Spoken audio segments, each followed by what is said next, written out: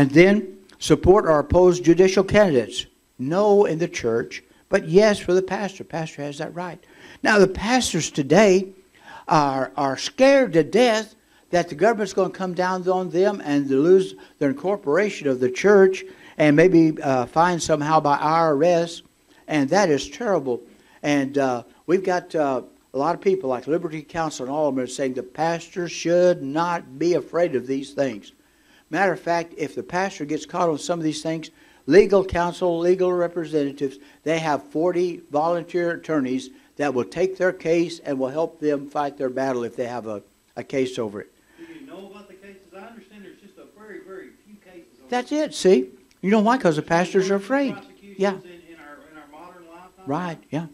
Now, one other thing, let me share one quick thing with you. Now, let me tell you what solidified my mind, the fact that a pastor can be in Congress, and I'm going to tell you where it came from. Our first United States House of Representative, his name was Peter Muhlenberg, M-U-H-L-E-N-B-E-R-G. Look it up. His brother was Frederick Muhlenberg. George Washington assigned Peter Muhlenberg to start an army, and here he is a Lutheran minister, and both of them were Lutheran ministers, and Frederick said to Peter, listen, or when Peter said to Frederick, told him, this is wrong. You're not supposed to be fighting a battle. You're a preacher. You're a minister. And Peter held that until, this is history now, he watched the British burn his church down right in front of his own eyes, and then he got on the ball and changed sides. Ladies and gentlemen, are we going to have to wait till they burn our church down, till they take all of our rights away? They've already taken prayer out of school. They took the Bible out of the school. Right now, the deal is, let's have a little check and let's just see. How many people want to keep the American flag in school?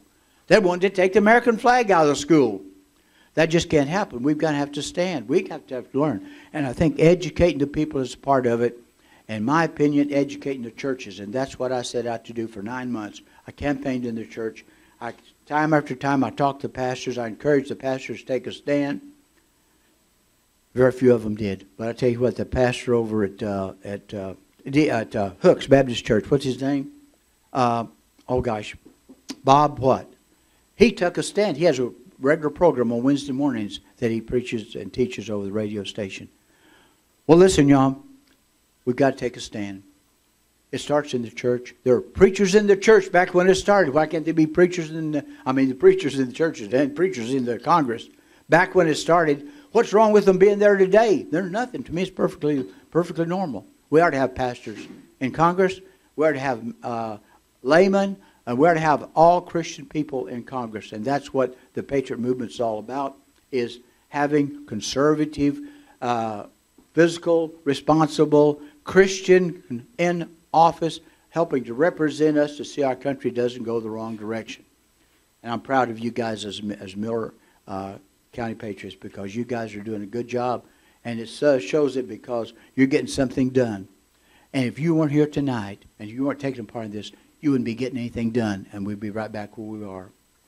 Even right now, we have not seen any relief from taxes. We've not seen any relief from food prices. We've not seen any relief from gas prices. We've not seen any relief from anything. It hasn't changed at the grocery store. It hasn't changed where I buy my gas. It hasn't changed any of those places. And it won't change unless you and I do something about it. God bless y'all, and thank you for letting me be here. I'm proud of you. Keep on going. Keep on going. And Richard, thank you for helping me back when I needed help back in younger days. Okay, we're going to take some questions for Dr. Cooper, and I want to ask mine first. Dr. Cooper, Ron Paul won the Conservative Political Action Committee poll for presidential candidates next time, and he has a campaign to audit the Federal Reserve. And I wanted to see what you thought about the Federal Reserve and whether it ought to be audited or not, and just go ahead and speak to that. Well, let me tell you what. Federal Reserve is unconstitutional, in my opinion. It has been unconstitutional from the time it was formed until this very day, and it needs to go away. That's the bottom line. It's just like Obama. It's just like Obamacare. It's got to go away. It's unconstitutional. Two Supreme Courts have already ruled that all of Obamacare is totally unconstitutional. I think the same thing is true. Okay, good. Okay, so we're going to take some questions now, and if y'all will raise your hand, I'll bring you the mic. That way we can get the question on the video too. So, Would you come up here? Yeah, that's fine. Jet, come on up. I know you got a question. I had never seen a speaker where you didn't have a question. Here you go, Jet. Yeah, all right, yeah. Well, you talked about churches could talk about the candidates in their records or whatever, but the question I've got is, can they do that for a specific candidate without talking about the other candidate, the opposing candidate or whatever?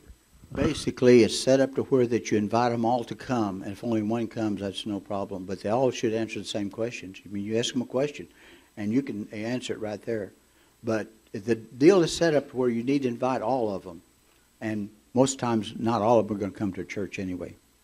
I was under the impression you were talking about that the pastor or somebody could be up there at the pulpit and he could discuss a particular candidate. The candidate might not be there or may not have been invited or whatever, but he could discuss that candidate. But can he do that without discussing the other candidate? Oh, sure. Yeah, the pastor has total freedom on that. There's no constitutional violations whatsoever there with IRS even. And yeah, he can talk about it. He can talk about their record, talk about what they've done, what they haven't done. And but as he's standing there as the pastor and representative of the church, he cannot say don't vote for him or vote for him.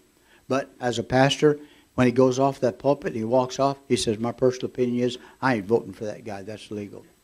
Does that help? Okay. There's a fine line between the whole thing is what it boils down to. Right. Okay. Thank you. Thank you, Jet. Can you give us an example of how groups like ours, the Patriot Group, might be able to be more successful working with churches? Because, for example, they could announce at a church that we're going to have a political debate on local candidates, and you know, they could go ahead and announce the time and the place of the debate and so forth. One of the things that we do here, Dr. Cooper, is we try to remain as fair as possible. We have Democrats in. As a matter of fact, the last elected official we had here was our state senator, who's a Democrat, and he was very well received. He's voting conservative, and he's very responsive to us, and that's what we ask for. So we have both flavors in. When we publish our newspaper, we make sure we're fair on every issue and bring both sides in. We was able to get our newspaper in the courthouse as well as City Hall. And so we're doing this aimed with the purpose of not necessarily being a partisan group, so that we can go to churches and we can recruit people, we can sign up voters, and just tell us what is it we need to start with. Do we need to start an outreach program where we sign voters up in churches so they'll get to know us? Yeah, definitely, but I'm going to tell you the secret. If you don't get the pastor and he doesn't push it from the pulpit, it's not going to happen. Okay. And so my thought, if you want to reach somebody, go to that pastor, and all of you gang up on him and go in there and sit down and have a long talk with him. And I'll bet you anything, he will not know what churches can and can't do. Most of them don't know. Take this little sheet right there. It's by Liberty Counsel. And go in there and talk to that pastor and show that pastor, this is what you can and can't do. Why are you not doing more? Is he going to have undue pressure from a board? We don't know, and you know, so we're asking you, do we need to get the board involved? Yes. Also, because he said, look, I'll do whatever I can, but I work for them. That's exactly right.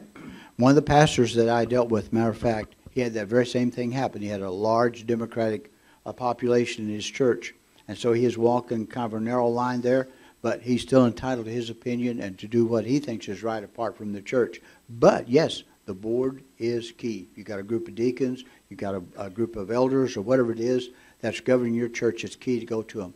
I was really surprised. I was so well received at they meet on Saturday, Seventh-day Adventist churches. Yeah. I was well received there. I couldn't believe it. I was so totally taken back by it. But the pastor and the leadership is where it's all at. And it's going to be hard to work from the people inside out. And you always got to start with that pastor. Like for me, some years ago, I would have listened to you, I would have heard what you said, and I went around and did what I always do, which is not get involved in politics. Is it to that was protect wrong. Your position in your parish? See, I would think that if you took a position, you may split your congregation and lose it. Well, that's true, too. But I thought that corruption and crime and stuff in the politics, and almost all of them we've labeled them as crooks just about, and I didn't think that we should be involved in them. Yeah. Well, And it goes all back to the old preachers and the old saying. They pounded into my head, don't get involved in politics, don't get involved in politics, separation of church and state. And I've been fighting that ever since. Well, let me join you in saying the time when we could just ignore what was happening in the government is over. We can't do that as a citizen or as an organized body or anything anymore.